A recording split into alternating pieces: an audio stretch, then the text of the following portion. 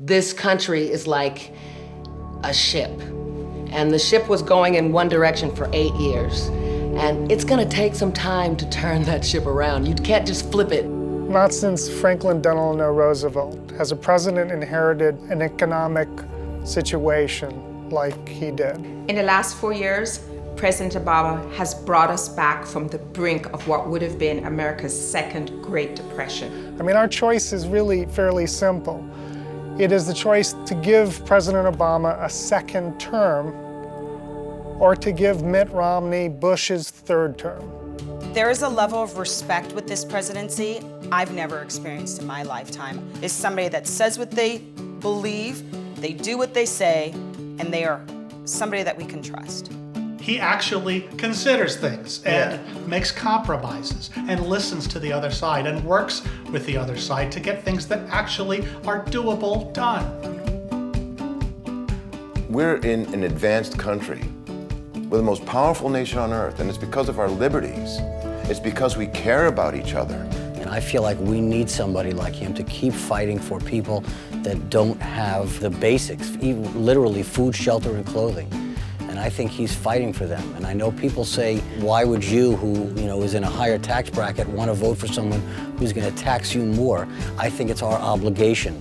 It's our obligation to help people who are in need.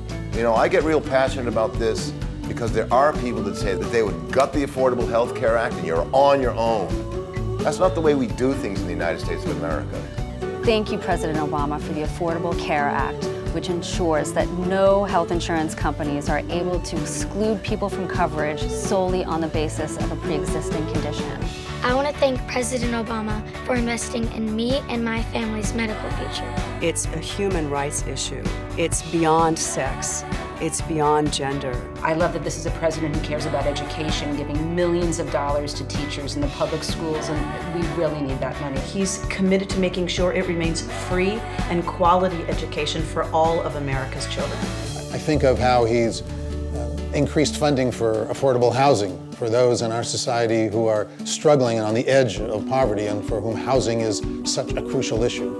I thank you, President Obama, for supporting green energy. This is the energy for our generation, for my generation, so it's very important to me. And he extended tax credits for solar and other renewable energy, which got this movement going. He wants to make sure that we're not outsourcing jobs to other nations. One of President Obama's first actions as Commander-in-Chief was to end inhumane torture.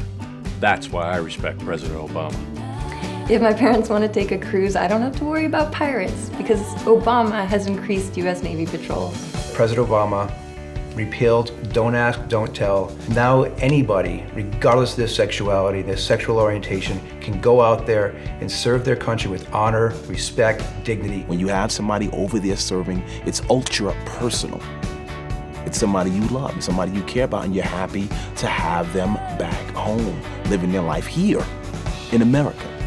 I want to thank President Obama for bringing our troops home when he said he would. I want to thank Obama for the Lilly Ledbetter Law, for reversing the ban on stem cell research, for extending the unemployment insurance benefits, by supporting a woman's right to choose. He gives voice to the voiceless. He speaks for those who can't speak for themselves. He has been saying the messages, we're all in this together. For me, it's just been a hopeful 4 years. And I think we needed someone who could come in and refresh things and put us in a completely different direction. And Obama was that man 4 years ago, and I strongly believe he's still that man today.